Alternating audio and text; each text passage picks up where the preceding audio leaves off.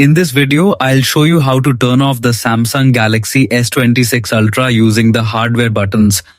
This method is simple, beginner-friendly, and works anytime your phone is locked or frozen. First, find the side button and the volume down button on your Samsung Galaxy S26 Ultra.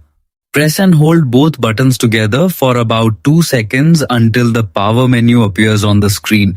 When the menu opens, you will see options like power off, restart, and emergency mode.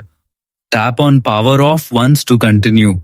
A confirmation message will then appear asking if you want to shut down the device completely. Tap power off again to confirm your action.